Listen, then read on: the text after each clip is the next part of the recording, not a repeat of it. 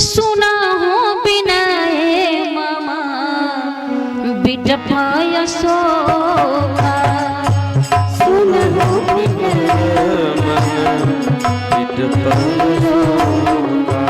सत्य नाम खरु धर्म सोखा सत्य नाम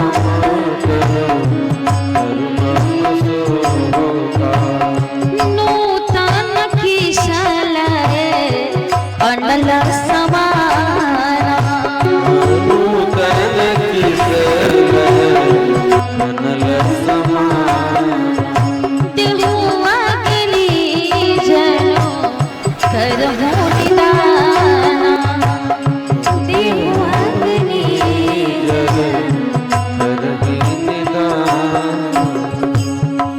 देहु अग्नि जनो करहु निदाना। ये अशोक वृक्ष से अग्नि मांग रहे हैं। हनुमान जी देख रहे हैं। किसी जिज्ञासु ने प्रश्न किया कि अनंत बलवंत अतुलित बलधामम, ऐसे बलशाली महावीर बजरंग बली जिस वृक्ष पे बैठे हैं, देख रहे हैं कि रावण इतना अत्याचार कर रहा है, माँ को डरा रहा है, धमका रहा है, फिर भी ये मौन है, चुप है। ऐसा क्यों? सज्जनों, हनुमान जी का यह भाव है किसी संतों के द्वारा कि हनुमान जी जब ही रावण तलवार को निकालता है जानकी जी को मारने के लिए, तो रावण का हाथ कौन पकड़ लेते हैं? तो मंदोदरी जी पकड़ लेते हैं। जब ही ऐसे झुके कि मैं रावण का हाथ पकड़ लो नीचे उतर कर, तब ही मंदोदरी पहले ही हाथ पकड़ लेते हैं। तो हनुमान जी को लगा कि मुझे तो भ्रम था, जरा ध्यान देंगे, मुझे भ्रम था कि मैं ही आया हूँ जानकी का पता लगाने के लिए, बचाने के लिए। अरे वाह रे मेरे प्रभु करुणा के सागर, जो अपने भक्तों को, अपने दासों को राक्षसों की नगरी में भी, दुष्टों की नगरी में भी बचा लेते हैं।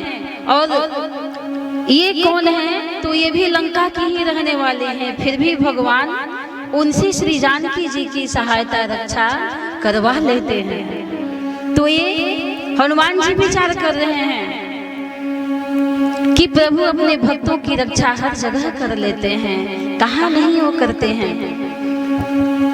तो वर्णन आता है, जब ही देखते हैं हनुमान जी की ये राम जी के नाम का सहारा छोड़ करके अशोक वृक्ष से अग्नि मांग रही हैं, तो हनुमान जी विचार करते हैं, कहते हैं कि हे माँ, जिस वृक्ष के तुम नीचे बैठी हो यह असली अशोक नहीं है, यह नकली अशोक है। अरे अशोक का तो यह काम है कि उसके छत्र छाया में, उसकी छाया में जो बैठे उसे शोक से रहित कर दे, दुख से उसे मुक्त कर दे, उसे आनंद दे, सुख दे, वह अशोक होता है। यह असली अशोक नहीं है जिससे तुम अग्नि मांग रहे हो। हे माँ, मैं तुम्हें असली अशोक दे रहा हूँ, मैं तुम्हें असली अशोक दे रहा हूँ। और इस अशोक की तीनों युग में, तीनों काल में प्रामाणिकता है। कौन सा अशोक दे रहे हैं जी राम हनुमान जी माँ जानकी जी को?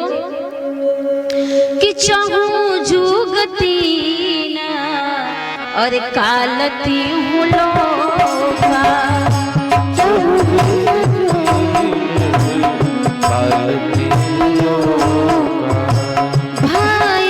नाम जपे जीवन सो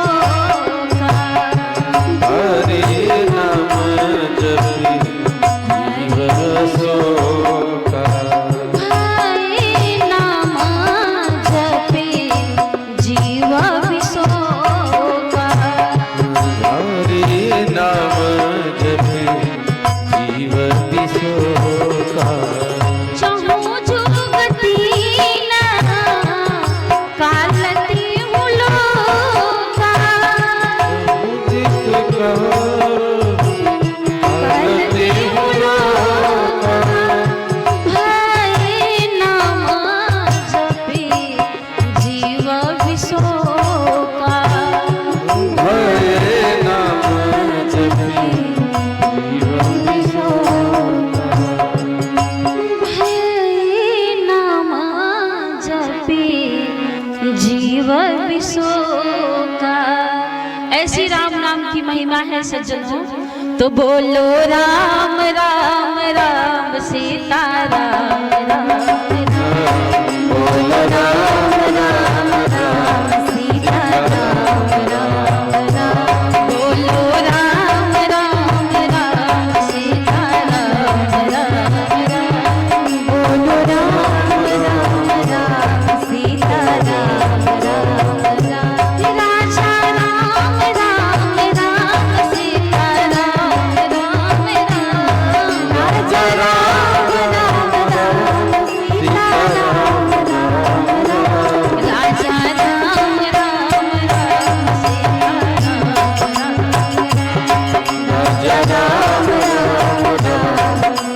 राम राम राम। राधे श्याम श्याम श्याम, राधे श्याम श्याम श्याम, राधे श्याम श्याम श्याम, राधे श्याम श्याम, राजा राम राम राम सीता राम राम राम, राजा राम राम राम राम राम राम, राजा राम राम राम सीता राम राम राम, राजा राम राम राम सीता राम राम।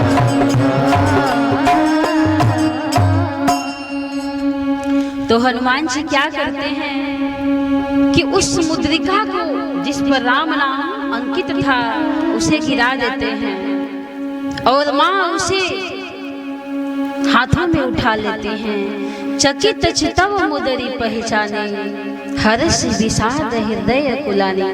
विचार करने लगती हैं कि जीती को सकई अजय रघुराई। उस मुद्रिका को देख करके राम नाम लिखा हुआ था तो मुद्रिका को पहचान रही हैं कि ये मुद्रिका किसकी है, तो मेरे स्वामी को है। ऐसी मुद्रिका बनाई भी नहीं जा सकती है। और सबसे बड़ी बात है कि मेरे प्रभु को कोई जीतने वाला भी नहीं है। विचार करती हैं, अरे जीती को सकई अजय रघुराई, जीत को सकई अजय रघुराई। माया ते असे रच नहीं जाई, माया ते असी रच नहीं जाई। चकित चितमुदरी पहचानी, चकित चितव मुदरी पहचानी। हर्ष विषाद हृदय कुलानी, हर्ष विषाद हृदय कुलानी। हर्ष विषाद हृदय कुलानी, हर्ष विषाद हृदय कुलानी। उस मुद्रिका को देखकर श्री जानकी जी हर्षित होते हैं कि ये मेरे स्वामी का है। और विषाद भी होता है कि माया से तो ऐसी मुद्रिका बनाई नहीं जा सकती है और मेरे स्वामी को जीतने वाला भी कोई नहीं है, उन्हें कोई पराजित करने वाला नहीं है। इस संसार की बात तो छोड़िए, ब्रह्मा विष्णु महेश भी मेरे स्वामी को हरा नहीं सकते हैं। ब्रह्मा स्वयंभू चतुराननोवा, रुद्रस्त्रिपुरांतकोवा, इंद्रो महेंद्रो सुरनायकोवा, अष्टान तुम न युधि राघवस्य। मेरे राघव को कोई पराजित करने वाला नहीं है। और विचार करते हैं कि सकल सुरासुर अर्जुन ही जुझारा, सकल सुरासुर जुझहि जुझारा। राम ही समरन जीत निहारा,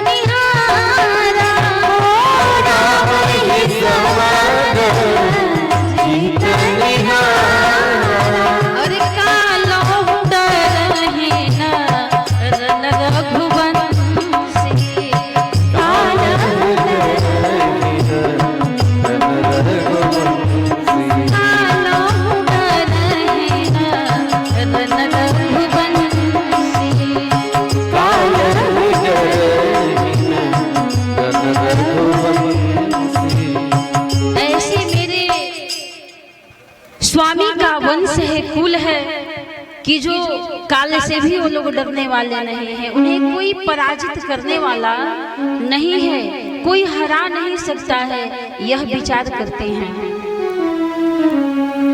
उसी समय संत श्री हनुमंत लाल जी माँ को विकल देख करके, हर्ष विषाद में देख करके उसी वृक्ष से ही श्री राम कथा को सुनाने लगते हैं। वर्णन आता है कि रामचंद्र गुण अरे वर्णय लागा, रामचंद्र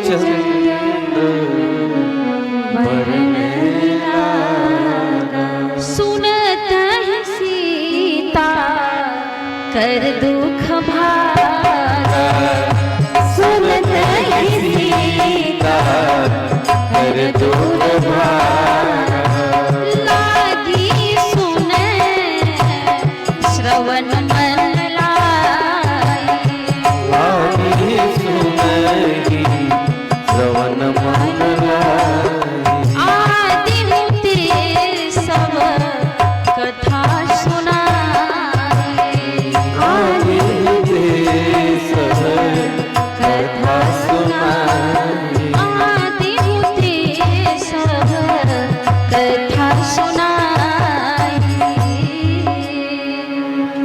संत श्री हनुमंत लाल जी वृक्ष से ही राम कथा को सुनाने लगते हैं। तो जानकी जी कैसे सुनी जी कि रामचंद्र गुण वर्णय लागा, सुनत ही सीता कर दुख भागा। तो लागी सुने श्रवण मन लाई, आयाति होते सब कथा सुनाई। बहुत से लोग कहते हैं कि अरे हम इतने दिनों से सत्संग करते हैं, चैनल के माध्यम से, टीवी के माध्यम से, तो हर पल हम भगवान की कथा सुनते हैं, सत्संग करते हैं, कीर्तन सुनते हैं, देखते हैं, लेकिन क्या ये दुख जो है जीवन के समाप्त ही नहीं होते हैं, दुख मिटता ही नहीं है। तो सज्जनों, कथा को सुनना कैसे है, पहले यह विचार करना है। केवल आप आकर के पंडाल में बैठ गए, इस प्रांगण में बैठे हैं और ध्यान कहीं और हो, तो ऐसे कथा नहीं सुनी जाती है। मन तन के साथ में आप सत्संग पंडाल में बैठिए, ये नहीं कि माला तो कर में फिरे, अरे माला तो कर में फिरे, मनवा फिरे चौमाय, दास कबीरा कह गए यह तो सुमिरन नाई, यह तो सुमिरन नाई।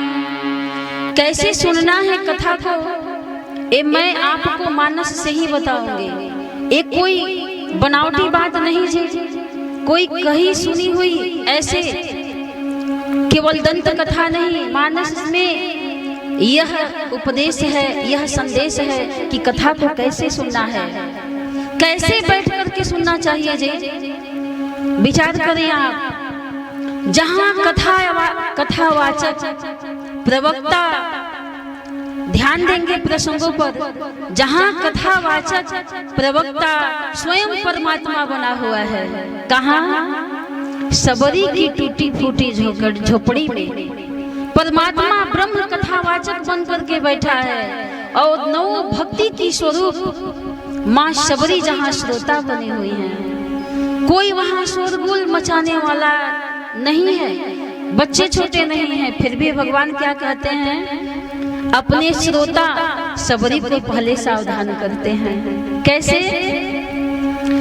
हरि नवेधा भगती कहूँ तो ही पाही, सावधान सुनो धरुवन माही, सावधान सुनो धरुवन माही, सावधान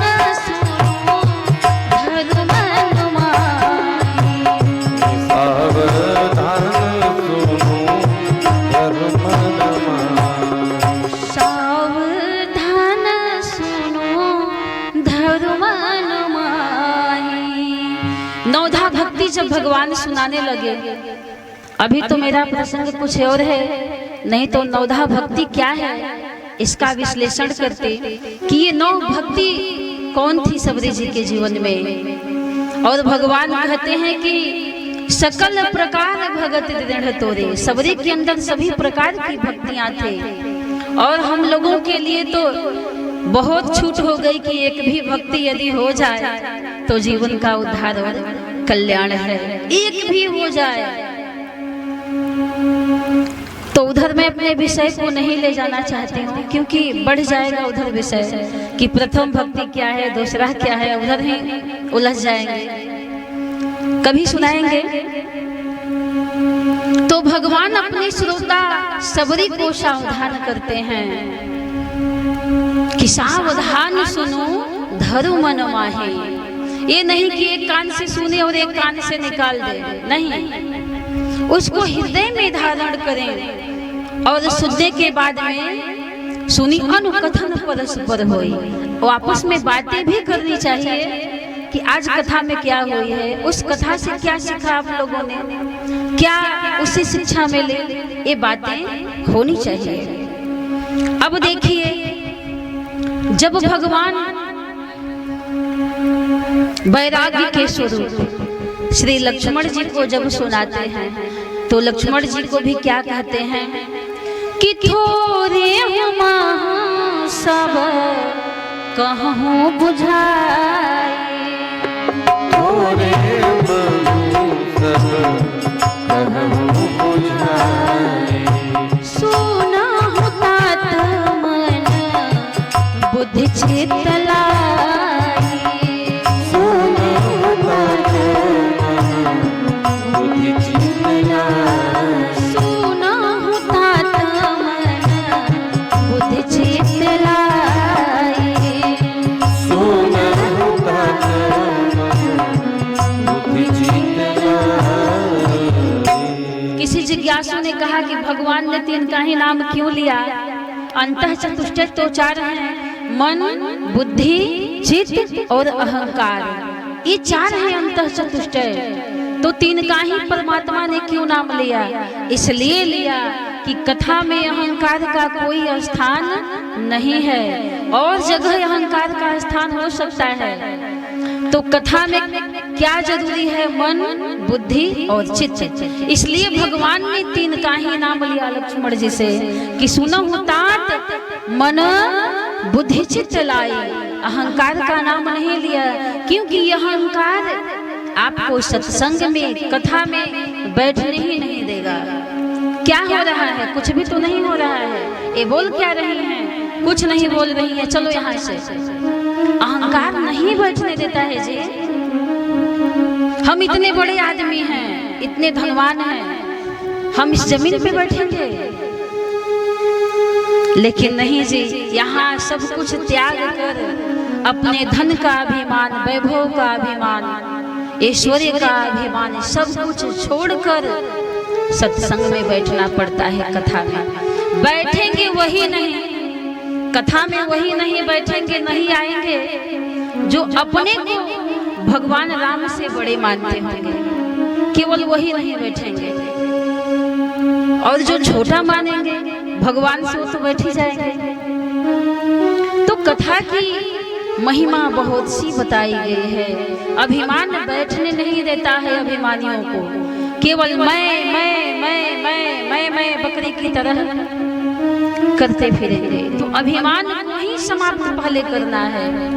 कथा में मैं पूर्व बोल चुकी हूँ, इसलिए उसको मैं विश्लेषण दोबारा नहीं करूंगी कि विमान आते हैं। कौन से विमान आते हैं?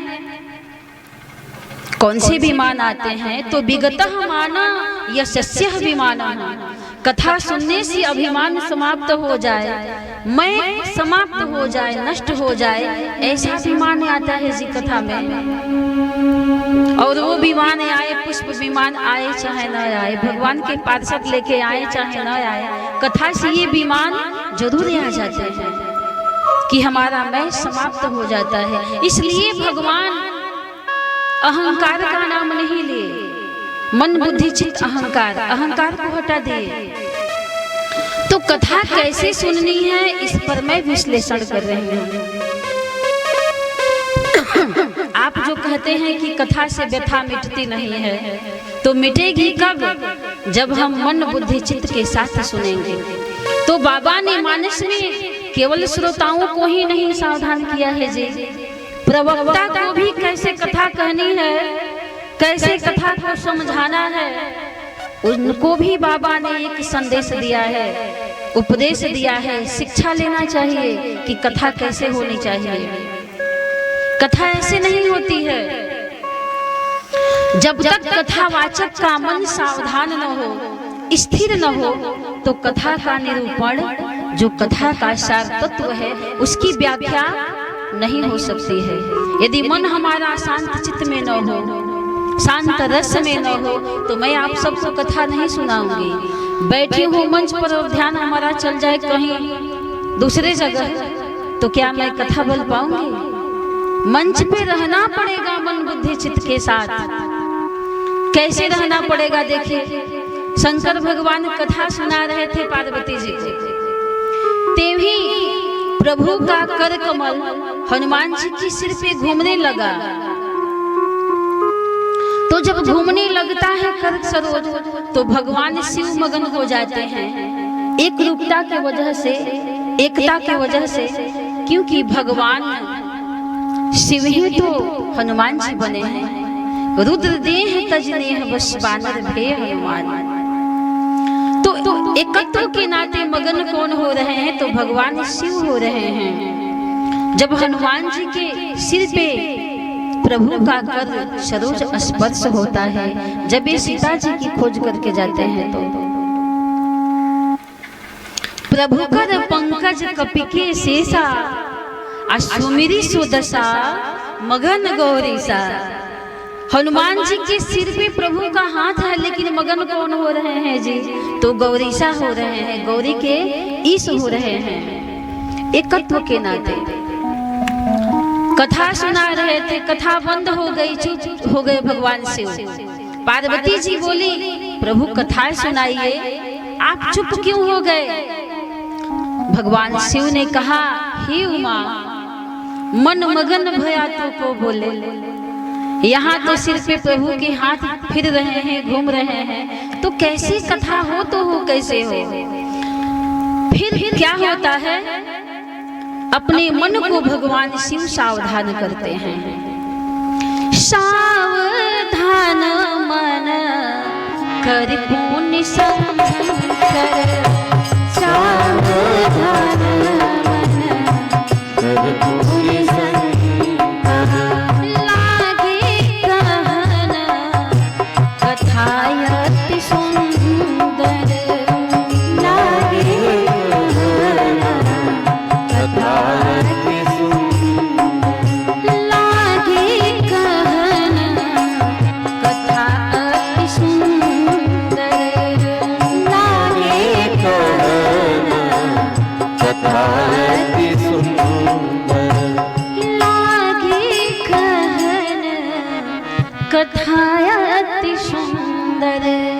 तो मन के साथ में कथा सुननी चाहिए और मन के साथ में कहनी चाहिए। तो प्रभु की ऐसी कथा है, ऐसा उनका राम नाम है कि यदि मन तन के साथ में सुनेंगे तब व्यथा समाप्त होगी जी, ऐसे नहीं केवल बैठने से नहीं होगी।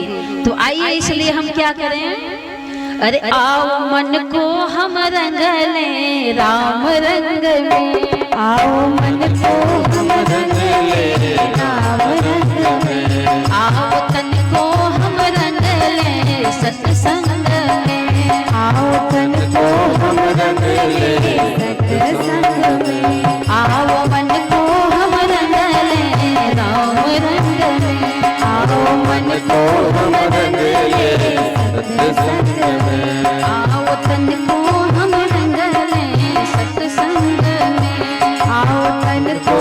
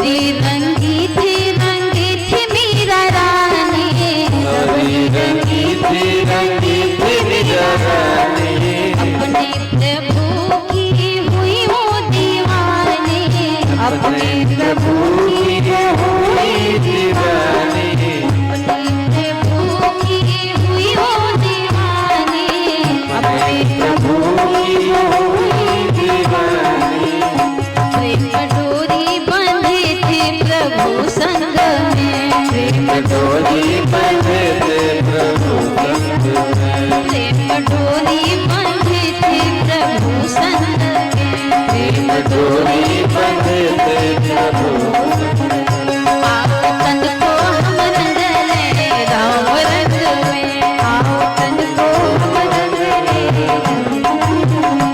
आओ मन को हम रंग ले सत्संग में, आओ तन को हम रंग ले सत्संग में। अब भी तो इस तन को रंगा ले, अब भी तो इस मन को रंगा ले, अब भी तो इस मन को रंगा लो, अब भी तो इस मन को रंगा लो, अपने जीवन को पावन बना लो, अपने जीवन को पावन बना लो।